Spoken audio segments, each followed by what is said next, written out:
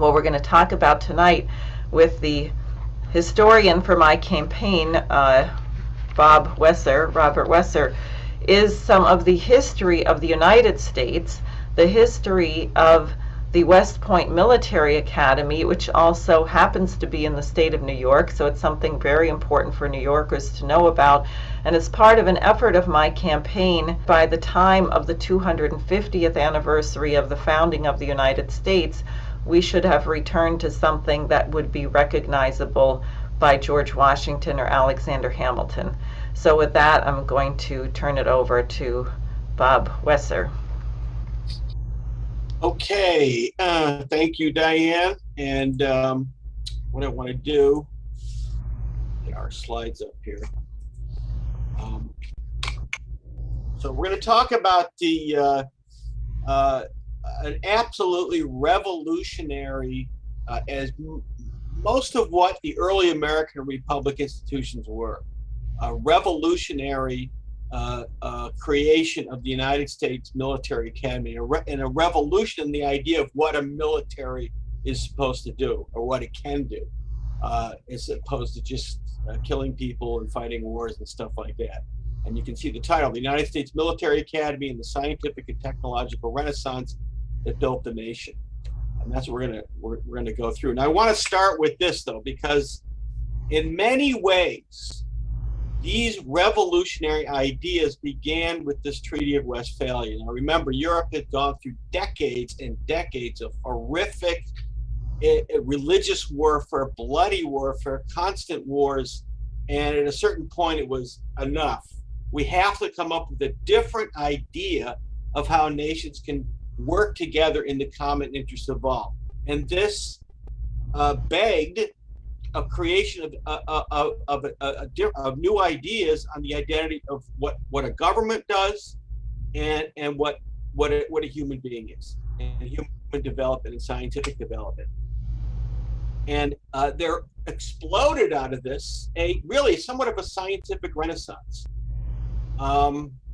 led by, on the left, a gentleman, Jean-Baptiste Colbert in France, who was part of this Treaty of Westphalia process. He set up in 1666 the French Academy of Sciences, and he brought together the greatest minds of Europe at that point: Christian Huygens, the Dutch scientist and physicist, and on the right there, Gottfried Leibniz. And this whole idea of developing a different conception of mankind, a different conception of the power of how a state or a government can be used for physical economic development for the benefit of all. This really became the domain of Leibniz. Leibniz was the Lyndon LaRouche of the time, of the period. This is in the the end of the second half of the 17th century, and Leibniz was into everything. He worked with Peter the Great in Russia to create the Academy of Sciences, the Russian Academy of Sciences. He was involved very much with China. Leibniz's idea was that the future of civilization lay within a connection between the two great centers of what he considered to be civilization. The West, Europe, Western Europe, and then Asia, and Confucian culture in China. And most importantly, from what we're talking about tonight, is he was involved directly with the creation of the early ideas of the American Republic. And that's a whole book that we wrote called How the Nation Was Won by Graham Lowry, which you can order online and read. It's worth reading. So this was the great experiment, what we did here in the United States. This was 150 years of developing from the time the Massachusetts Bay Colony to the point where we were developing these ideas of progress. And at a certain point, of course, we ran into the British Empire's designs, completely incompatible with these ideas of freedom. And we had the American Revolution. We created the United States of America. And these two gentlemen were the ones that really were tasked to create these new revolutionary institutions. And the first two administrations of George Washington, presidential administrations, working directly with Alexander Hamilton, really began to flush this out. And Hamilton, of course, came up with these absolutely extraordinary, completely new ideas of banking. What's banking? Is that where a bunch of people hoard money and then exploit everybody else? Well, if you're at the Bank of England, that's what it is. Not with Hamilton's bank. Hamilton's bank was to provide credit so that the government could actually build things to benefit the people as a whole. And during the war, one of the things that they talked about a lot was the creation of a military academy. Now, this is not like Napoleon's military academy or the Prussians even though later on that was quite advanced and based on some of these ideas. So in his 8th annual address to Congress, Washington basically calls for establishing, and he puts it all in the same sentence, a national university and a military academy. Wow. So it's not just a military academy, it's a national university and a military academy. And of course, like all good things in the beginning of our country, it's up to Alexander Hamilton directly to, and I put that thing on the right because that's just like a third of the document. He writes a letter to the Secretary of War McHenry in 1799, laying out in extraordinary detail exactly what this military academy was to do. Now look at this. This is really phenomenal, right? If you look at this is just a section on the left. He says the center of this military academy is going to be a fundamental school. That's what he called it. What are we teaching at the fundamental school? Arithmetic, algebra, geometry, the laws of motion, mechanics, geography, topography, surveying, designing structures and landscapes. And oh, by the way, we'll have some military tactics thrown in there. So it's supposed to be a military school, right? School of Engineers and Artillerists. What are they going to learn? Fluxions. What's that? That's the calculus, right? Leibniz's calculus. Conic sections, hydraulics, hydrostatics, pneumatics. We'll have some gunnery thrown in there. You got to know how to shoot a gun. I mean, military.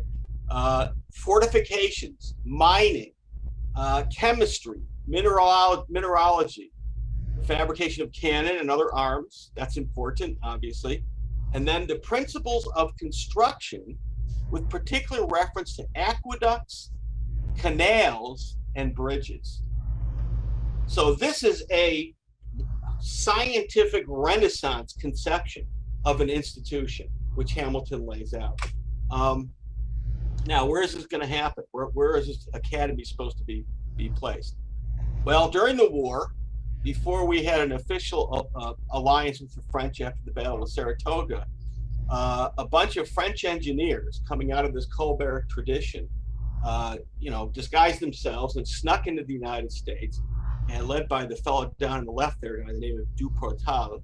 And we had no engineering capability. We knew of certain things, but these guys were experts. The man on the right there is Marquis de Vauban, and anybody that knows anything about military history, fortifications, etc., knows Vauban. They still use his conceptions of defense fortifications today, believe it or not. But he comes directly out of that Colbert tradition.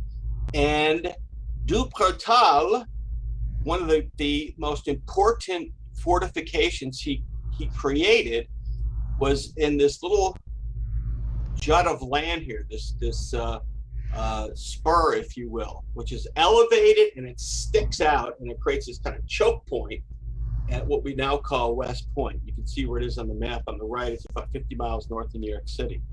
And he designs a fortification there. And since he's there with his French engineers, that becomes the center of kind of what early army engineering during the American War of the Revolution. Now, this doesn't go anywhere. This letter from Hamilton is 1799. Finally, in 1802, the U.S. Military Academy is established. Now, here's something really interesting, right? So, who's the first superintendent of the military academy? General Green, or maybe General Horatio Gates, or some famous military person? No, someone with absolutely no military experience whatsoever. That's the man on the left. His name is Jonathan Williams. He was the great nephew of Benjamin Franklin. He spent a lot of time working with Franklin on scientific experiments.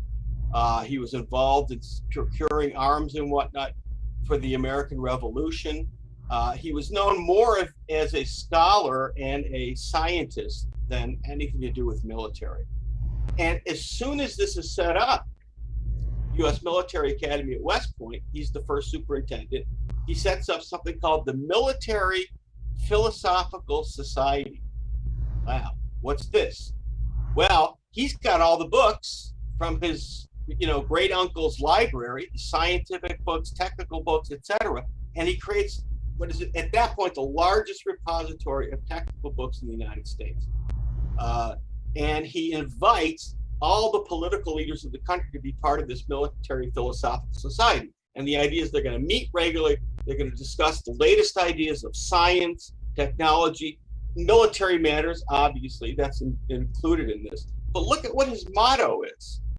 This is his chosen motto for the West Point Academy, Scientia in Bello Pax. Now, his translation of that is, science in war is the guarantee of peace. Wow, right? So it's not, stronger guy is the guarantee, victory, or, willpower means victory in war. No, that's not. It's idea of science and the guarantee of peace. Very, very interesting. Now, I'm just going to reference this because this is a whole other discussion, but there is, a constant conflict leading into the War of the Rebellion in 1861 between the agrarians, that's Jefferson on the left, his Secretary of Treasury, Gallatin, who they hate Hamilton, that's well known. They hate the idea of having a strong federal government and want to maintain a good old-fashioned Southern plantation life, with the way life should be, and we don't need no government, telling us what to do and all that kind of stuff that ultimately leads to the War of the Rebellion. But although Jefferson is there to create the West Point Academy is set up during his first year of his presidency, but he's not really interested in expanding it. He's interested in using it to purge the military of Federalists and throwing Republicans in and stacking it with Republicans. So as you can see, the quote on the bottom, by 1808, it almost disappears. And you have a group of patriots centered around people like Henry Clay and others who essentially lead the country into the War of 1812. And this is extremely important because the War of 1812 kind of reignites the ideas of the American Revolution and our war with Britain and the whole British system, the British imperial system. And what happens is that because of that war, it's military, right? This allows for an expansion of the entire West Point military academy. The man on the left, Joseph Gardner Swift, is brought in to become the superintendent. He sends the guy on the right there, Colonel Thayer, and along with another guy by the name of William McCree, to France. And they're there for 2 years. Their job is to basically scour the École Polytechnique. Now that had it turned into a military school. Before that, you could see the original name for that was the School of Public Works. School of Public Works, right? So they studied engineering, architecture, bridge building, the whole thing. And Thayer and McCrae are given a budget, and they buy, I forget what it's, something like 100 crates of 1,000 books, volumes, pamphlets, everything you can possibly imagine on the development of the continental science and engineering to date at that point. So you put that together with Williams's Ben Franklin Library, and basically the West Point Library becomes the greatest resource of scientific and engineering literature in the Western world by by 1820. I'm going to skip that. So not only do they bring books back, they bring people back. So at the top there is the famous scientist Claudius Crozet. He was a graduate of the École Polytechnique. The West Point also hired the man down on the left there, another École Polytechnique graduate, Simon Bernard, who was an Army engineer. You see on the right there, very famous work on descriptive geometry. This was the front end of geometric science, projective geometry and whatnot of the period, and that was written by this guy Crozet. So all of this is being gathered in this little area for this grand project, and that's not all. Across the river, there's West Point, right? There's a pond and a brook that runs down into the river, and there's a big ravine, right? This is a ravine here. And what happens is that Swift and this guy named Gouverneur Kemble, in 1817, they set up something called the West Point Foundry. Well, what's that? Foundry, right? Iron, etc. It's not just that, right? What it is that if you look at this diagram here on the left, it's an entire complex to pull together the top scientists, engineers, technical experts from all over the country. This is really Hamiltonian, right? If you know anything about Hamilton's design of the first industrial city of Patterson, very similar here, very similar.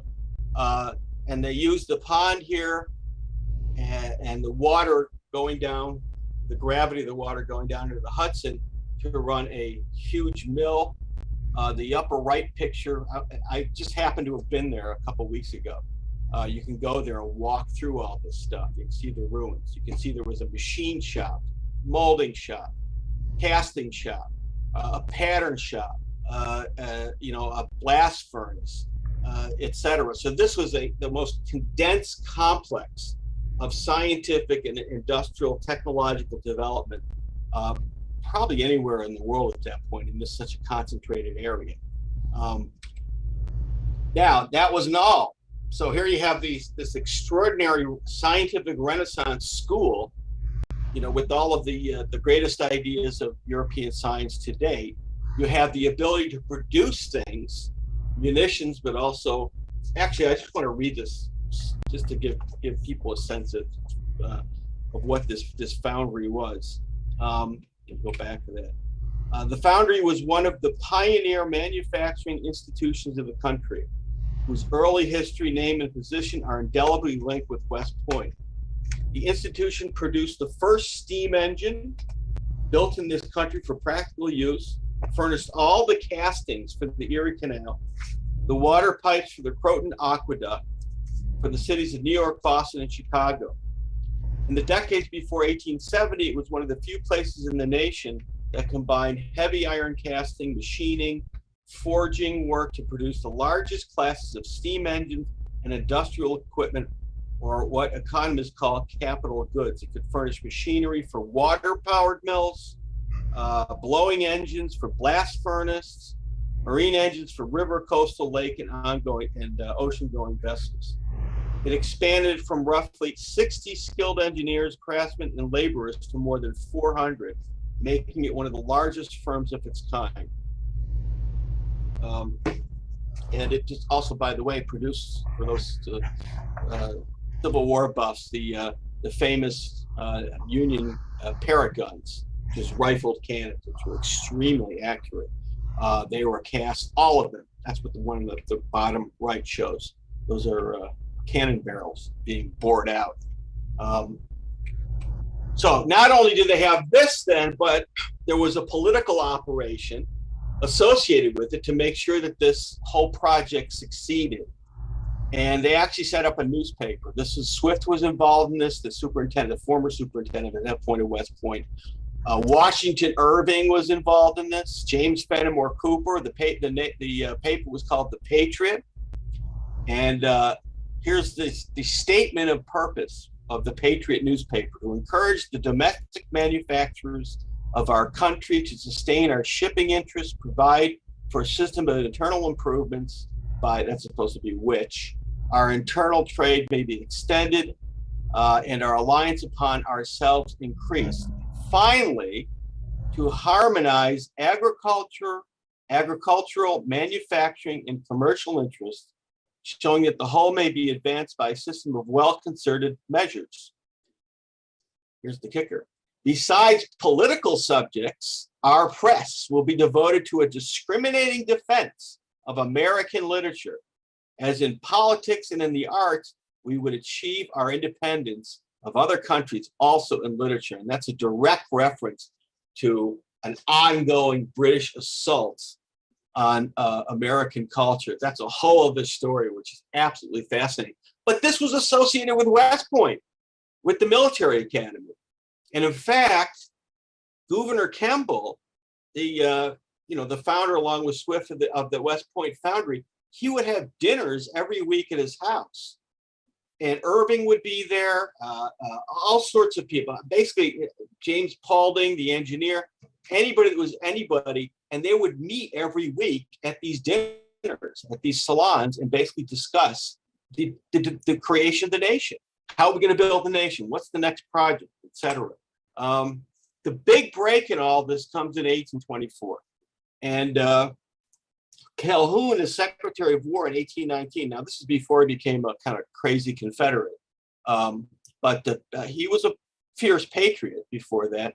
And he did his own report on roads and canals, calling for a whole system of roads and canals to be constructed. But the problem is that it was illegal, so to speak, unconstitutional, for the military to be deployed into these local projects. Like, for example, Army had nothing to do with the Erie Canal. It had nothing to do with constructing it. They couldn't. So this was all done by a couple homegrown engineers. And that all changed with Monroe's General Survey Act of 1824. Now look at the language here. The President of the United States is hereby authorized to cause the necessary surveys, plans, and estimates to be made of the routes of such roads and canals as he may deem of national importance in a commercial or military point of view, and hereby authorized to employ 2 or more skillful civil engineers and such officers of the Corps, that's of the Army Corps, of engineers, or who may be detailed to do duty with that Corps as he may think proper. Wow. Right. So the president can say, okay, hey, can we build a canal here? Can we build a road there? Hey, what about this? What about that?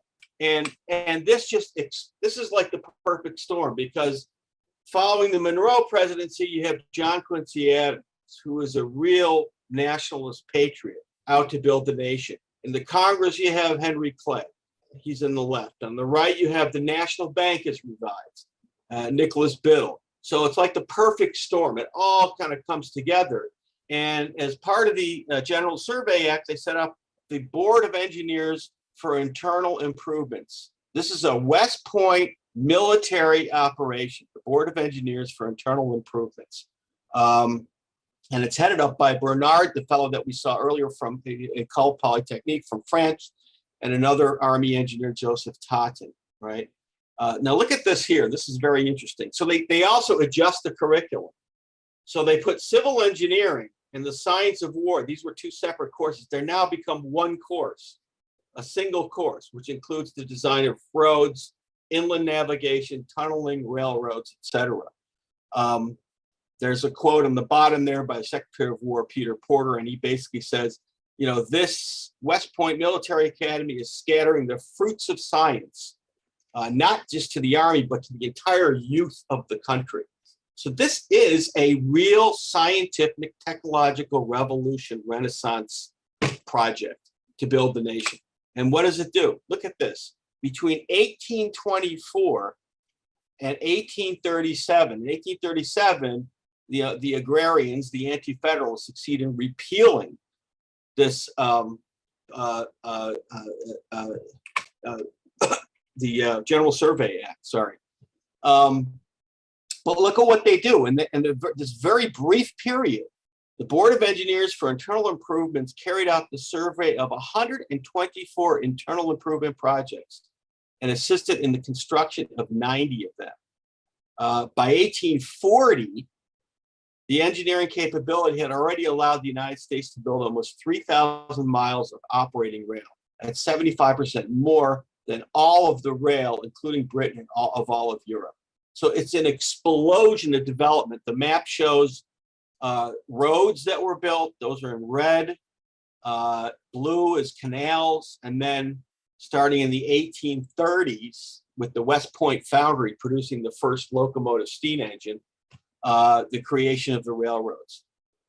So it's absolutely extraordinary. And most of, at least in the Northeast, and by the way, this is this also opens up the entire, what was then the West, we now call the Midwest. So all of these centers of development came out of this, including places like Chicago, et cetera. I won't talk a lot about this. Again, you have a reaction from the populace, from the agrarians. They don't like this. They don't want no fancy army guys coming in and telling us what to do. When Jackson comes in, there's a huge move to shut down West Point. They literally try to shut the entire thing down. You see what Jackson says about the West Point superintendent, Sylvanus Thayer. He's a tyrant, autocrat of the Russians, couldn't exercise more power, And the whole thing was just populist rants. They're spending too much money. I mean, all the garbage that you hear today, about these populist kind of stuff against these types of projects. In any case, the point is none of that worked. And why didn't it work? It didn't work because these internal improvements were extraordinarily popular. I mean, they just completely transformed whole areas of the country that became totally wealthy from nothing. Like the example of the Erie Canal in Buffalo. It's just, an example that people know about. And there's funny stories about this, which we don't have really time to go into, but it's completely Hamiltonian. You look at the report on the bottom. This is from Bernard and Totten's report on building the Morris Canal from New York to the Delaware River. And what do they say? Because people were complaining, this costs too much money. It costs too much money. We don't have the money. So what do they say in the report? They say the revenue from a canal may be much less than that on ordinary investment. And yet the benefits amount to much more as regards to the national economy and advantage. The defect of revenue is amply compensated as regards the nation by the greater facility and speed of transportation, thereby making the articles conveyed less costly. The circulation of capital more rapid and a large proportion of the labor of men and animals disposable for the other branches of industry. And also by opening extensive regions to a market, which without this cheap mode of conveyance would be inaccessible. All right, so that's the real conception of what wealth is. And there's fights that go on. Again, we don't have time to go into details. Between these local, state politicians, and you can't spend all this money, and they come in and the always right. They always end up being right. They're very thorough, and they don't care about how much the money it costs. It's got to be done right so that it contributes to, as they say, the national economy and advantage. So just some of the results of this, the top right there, George Green, again, for you Civil War fans, you know him as the hero of Culp's Hill at Gettysburg. He was an Army engineer. He was the head of the board of engineers for the Croton Aqueduct in New York City that brought fresh water to New York City. On the bottom right is Grenville Dodge, not a West Pointer, but an Army engineer, General Grant's intelligence officer. He ended up surveying during the war the transcontinental railroad routes. And then you had a global operation. This is George Washington Whistler, also related to Swift of West Point. He ends up building the first modern railroad in Russia. He, in fact, dies in Russia building this. Army Corps engineers build railroads in Egypt, Central America, South America, Cuba, etc. So this whole thing begins to go global.